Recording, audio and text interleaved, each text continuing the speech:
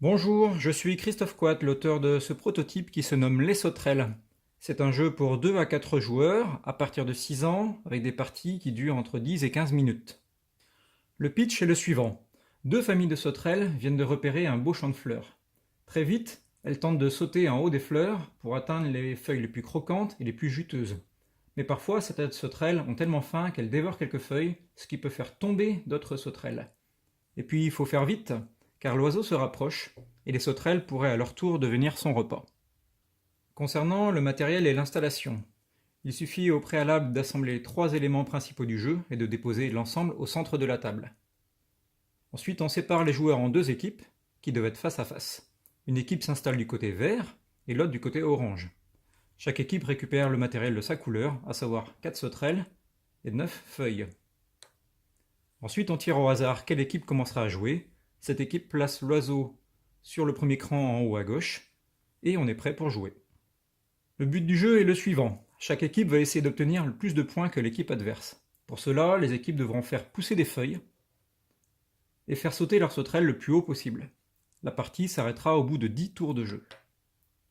Concernant les règles du jeu, en commençant par l'équipe qui a été tirée au hasard, chaque équipe va jouer jusqu'à 4 actions à tour de rôle. Les équipes peuvent choisir leurs actions et les jouer dans l'ordre qu'elles souhaitent. Pendant qu'une équipe joue, l'autre équipe ne doit pas regarder ce qui se passe en jeu. Pour cela, il suffit de regarder ailleurs ou de fermer les yeux. À chaque fois qu'elle rejoue, la première équipe doit faire progresser l'oiseau d'un cran, ce qui permet de comptabiliser les 10 tours de jeu. Les différentes actions disponibles sont faire pousser une feuille, déplacer une sauterelle, manger une feuille et puis passer son tour. Pour faire pousser une feuille, il suffit de prendre l'une des feuilles de votre équipe et de les insérer dans l'un des emplacements libres d'une fleur. Il est possible de jouer plusieurs fois cette action par tour de jeu. Pour déplacer une sauterelle, il faut suivre plusieurs règles. Une sauterelle commence toujours par sauter sur une feuille qui se situe tout en bas d'une fleur. Une sauterelle ne se déplace qu'à une feuille de distance pour chaque action, en sachant qu'il est possible de déplacer plusieurs fois la même sauterelle, mais cela coûte à chaque fois une action. Une sauterelle ne peut se déplacer qu'à droite, à gauche, en haut à droite ou en haut à gauche. Voici ce que les sauterelles ne peuvent pas faire comme déplacement. Une sauterelle ne peut pas descendre sur une feuille qui se trouve plus bas que la feuille où se trouve actuellement la sauterelle. Une sauterelle ne peut pas sauter sur une feuille qui se trouve juste au-dessus d'elle. Donc admettons qu'il y ait une feuille ici. Je ne peux pas m'y déplacer. Et enfin, une sauterelle ne peut pas se déplacer sur une feuille où se trouve déjà une sauterelle de sa propre équipe. Donc cette sauterelle actuellement ne peut se déplacer que ici ou ici. Tout comme l'action de faire pousser une feuille, il est possible de jouer plusieurs fois une action de déplacement de sauterelle. L'autre action disponible est de manger une feuille. Pour manger une feuille, il suffit de retirer l'une des feuilles qui a poussé sur une fleur. Il peut s'agir d'une des feuilles de son équipe ou d'une feuille des adversaires. Dans un cas comme dans l'autre, après avoir retiré une feuille, il faut la rendre à son équipe. Grâce à cette action, il est possible de faire tomber une sauterelle des adversaires. Cette action est toutefois limitée à une seule tentative par tour de jeu. Et enfin, la dernière action possible est de passer. Alors passer un tour peut paraître contre-productif, mais cela permet de bluffer.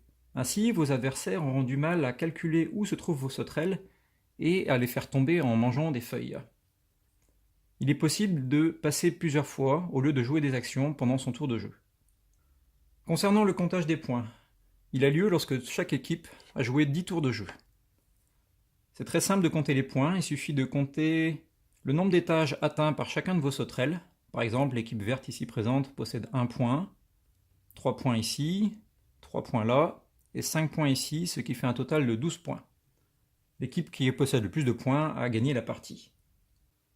Voilà pour les règles du jeu.